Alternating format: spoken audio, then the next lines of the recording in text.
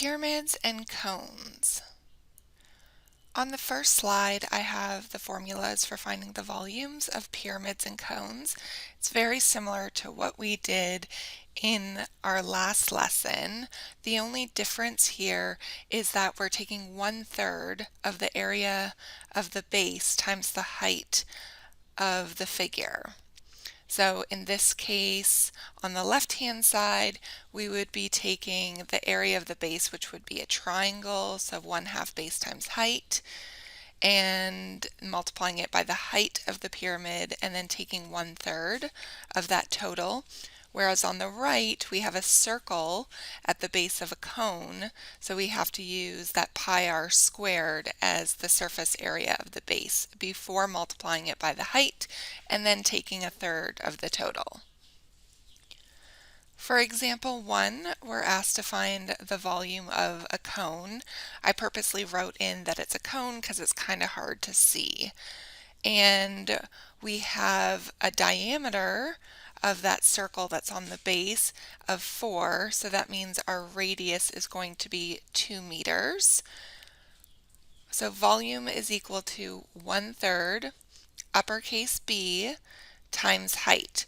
So we'll find the area of that circular base first. So the uppercase B is pi r squared. Pi times 2 squared. So it's a total of 4 pi. Now remember, when I don't put this into my calculator and I leave it in terms of pi, this is called my exact answer.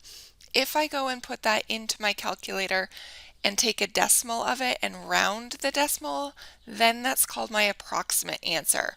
I'm going to leave this as exact because then I don't have any rounding error moving forward, and it's easy to do with the pi. Then I'll go to the volume, 1/3 times 4 pi times the height, which is 1.5. I multiply these all together and I simplify to get 2 pi. So this would be my exact answer. Since I'm trying to find the volume of the cone, I am going to approximate that and put it into my calculator, which ends up giving me 6.3, and then my units will be the meters cubed. Example 2. Jason is using the mold to make 12 candles. How many cubic inches of wax does he need? So the base, even though the base is at the top, is going to be a triangle. So that means that our uppercase B will be 1/2 the base of the triangle times the height of the triangle. And then our volume is that 1/3 uppercase B times H. If I just redraw the base, just to make sure that everyone sees, the base of that triangle that's facing the top is 4, and the height is 3. So we get 1/2 base, which is 4, height, which is 3, which simplifies to be 6. Now, just as a reminder, we are given the height of this triangle, but let's say, for example, we were given the edge of a triangle. We were given this side over here. We could use Pythagorean theorem to find the height and therefore move forward with finding the area of that base. So just bear that in mind, that if you were given that edge, you would still be able to solve for the area of the triangle. Now we'll take that base area and put it in our volume. And when we simplify, we end up getting 12 inches cubed, or cubic inches. In example 3, Diane is 1.8 meters tall and wants to be able to stand inside her new tent. Should she buy this tent? So let's look at the tent features over on the right-hand side. We're actually given the volume, so let's write that down first. Volume is equal to 3.4 cubic meters. Now, if you're wondering how I knew that was the volume, it's because I looked at the units, cubic meters. Because it has that exponent of 3, I know it's going to be the volume. We also have a square floor with a perimeter of 8.4. So let me just do a little sketch here. It's square, so we know that each side is congruent, and the perimeter is equal to 8.4. Remember, perimeter is the distance around the entire square. So if I divide this by 4, I'll get the length of one side. So we get 2.1. So 2.1 would be one length, and 2.1 would be another length. So I need that length and width because I need to find the area of that base. The area of a square is length times width, which in this case is 2.1 times 2.1. This simplifies to be 4.41, and I need to find the height of this tent. So volume is equal to 1/3 uppercase B times h, and I need to find h because I want to know if Diane can actually stand in this tent. So I'm going to sub in the volume, so 3.4. The 1/3 is part of the equation, and then 4.41 times h. I will divide both sides by 4.41, 4.41, and I'm also going to divide by 1/3 just to make my life easier. So that means the 4.41s cancel, the 1/3s cancel. You could also multiply by 3, just so you know. And when you simplify, you end up getting the height is equal to 2.3. So that's the height of the tent. And so that means that yes, she is tall enough to stand inside the tent.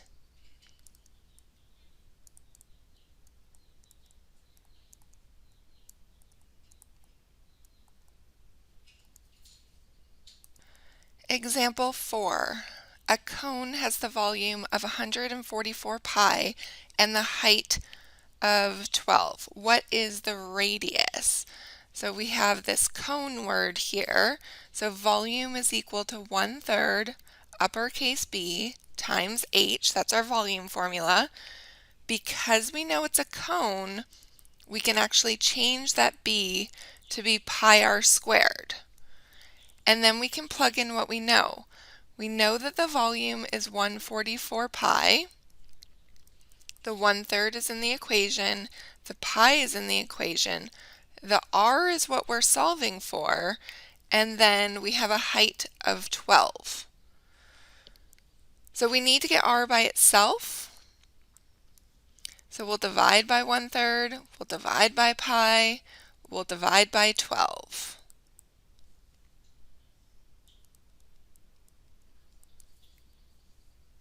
On the right-hand side, the 12s cancel, the pi's cancel, the 1/3s cancel. If I look just at the denominator, 12 multiplied by 1/3 simplifies to be 4. So I can actually look at the denominator just as 4 pi. I can cancel the pi's in the numerator and the denominator, and then I can just simplify 144 divided by 4. Which is 36 equal to r squared. To get r by itself, we take the square root of both sides. Now we actually take the plus or minus square root of both sides, but because we're talking about a radius, we know that it can't be minus, so I'm just going to eliminate that because we have to have a positive radius. So that means that the radius is equal to 6, and it doesn't look like we have any units here. Example 5. Caitlin is making a concrete animal sculpture. each bag of concrete mix makes 0.6 cubic feet of concrete. How many bags of the concrete mix does Caitlin need? Okay, so let's look at the figure on the right-hand side, and we're just going to break down each object. Let's start with the legs. These legs, they are slanted or oblique. That's another fancy word for slanted cylinders. So the volume of a cylinder is pi r squared h. That's from a previous lesson. So the base of the cylinder, the area of the base of the cylinder times the height. So in this case, we have the diameter is equal to 4. So that means that our radius is going to be 2. And the height is 16. If we simplify this, we get approximately 201 cubic inches, but there's 4 of them, so we need to multiply that by 4. So we get 804 cubic inches. Then let's move on to the body. So the body is a rectangular prism.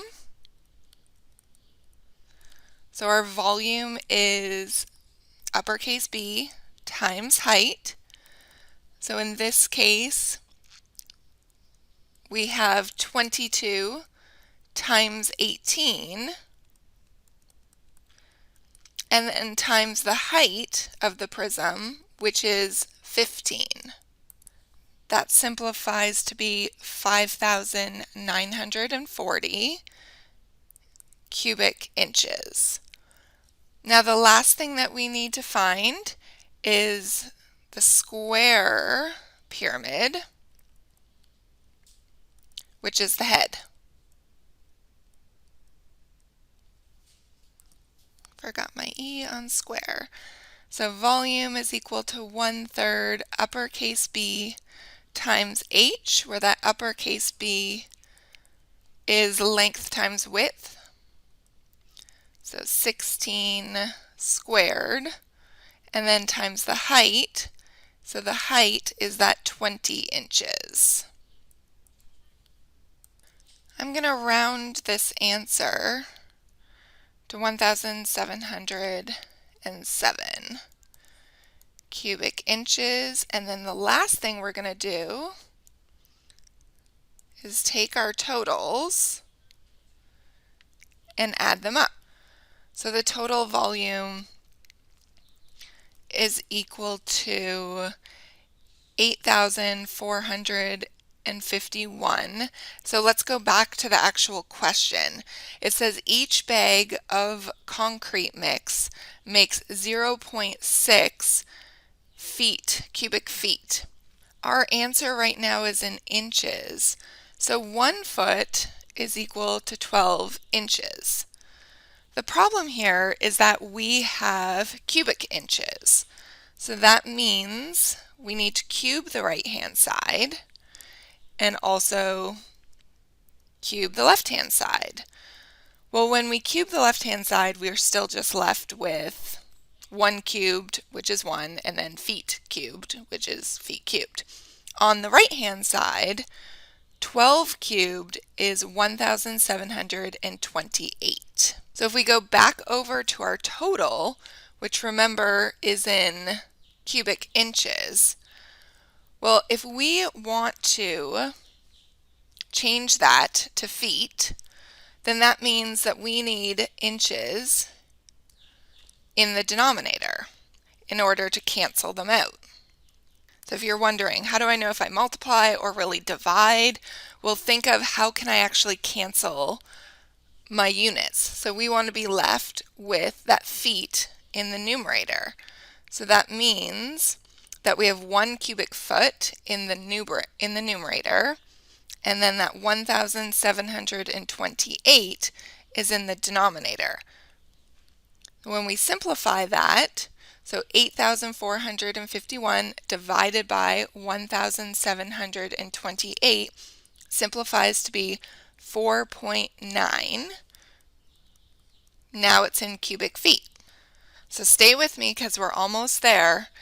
Each bag only has 0.6 cubic feet, but we need 4.9. So we will divide this by 0.6 to figure out how many bags we need. So that simplifies to be 8.2. So 8.2, so we need more than 8 bags, so we're going to have to round up to 9 bags.